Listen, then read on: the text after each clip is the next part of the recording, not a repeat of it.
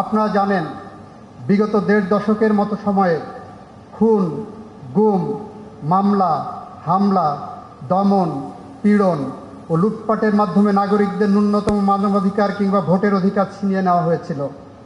বিভিন্ন দেশীয় এবং আন্তর্জাতিক সংস্থার তথ্য অনুযায়ী ২০০৯ সাল থেকে ২০২৪ সালের ৩৬ জুলাই পর্যন্ত ৪,০০০-এর আইনশৃঙ্খলা রক্ষাকারী বাহিনীর হাতে বিচার বহির্ভূত হত্যাকাণ্ডের শিকার হয়েছে। ৭০০-র বেশি মানুষ গুমের শিকার হয়েছে।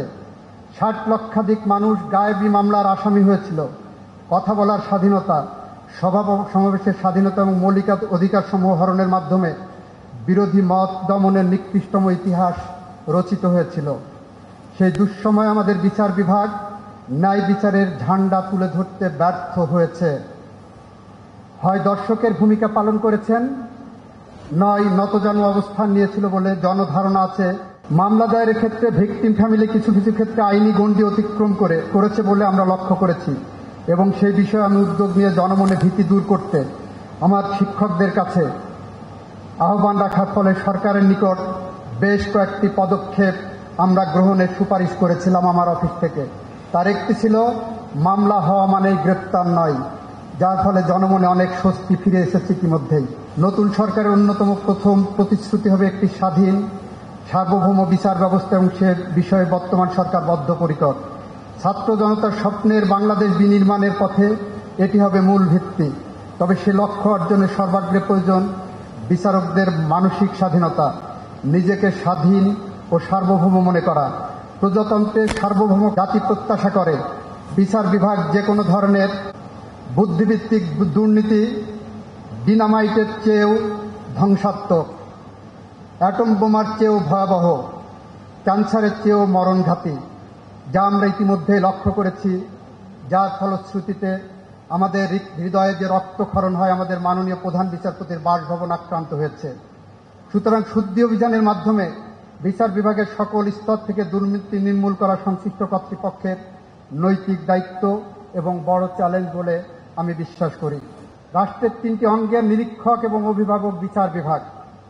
যখন অন্য 2 অঙ্গ এড়িয়ে যায়, ভুল করে, অন্যায় বা অবৈধ কোনো কিছু করে, তখন বিচার বিভাগ সাড়া দেয়, প্রতিরোধ ও প্রতিকারের ব্যবস্থা করে। রাজনীতি, স্বজনপ্রীতি, দুর্নীতির ঊর্ধ্বে বিচারক সুলভ ব্যক্তিত্ব, মর্যাদা, ঐতিহ্য মনের প্রাণে ধারণ করে দায়িত্ব পালন করলে বিচার বিভাগ তার সঠিক অবস্থানে প্রতিষ্ঠিত হবে, একথা নিশ্চিত করে বলা যায়। বিপ্লবোত্তর বাংলাদেশকে কাঙ্ক্ষিত লক্ষ্যে পৌঁছে দিতে বিচার বিভাগের স্বাধীনতা নিশ্চিত করার অনেক বড় সুযোগ আমরা হাতে পেয়েছি। আসুন আমরা জাতির স্বপ্ন পূরণের এই সুযোগকে যথাযথভাবে কাজে লাগাতে এগিয়ে যায় অপার সম্ভাবনার পথ ধরে। সর্বাবস্থায় আইনের শাসনকে মূল্য দিতে হবে। লর্ড ডেনিং বলেছিলেন, তুমি যত উঁচুই হও, আইন তোমার ঊর্ধ্বে। সুতরাং কেউই আইনের ঊর্ধ্বে নয়। এই নীতিকে লালন করতে হবে সর্বদা। যতই বাধা আসুক, বিচারকের উপর অর্পিত দায়িত্ব থেকে বিচ্যুত হওয়া যাবে না। নিষ্ঠার সাথে দায়িত্ব পালন করে যেতে হবে। অনুরাগ বা বিরাগ থেকে নিজেকে দূরে রাখতে হবে।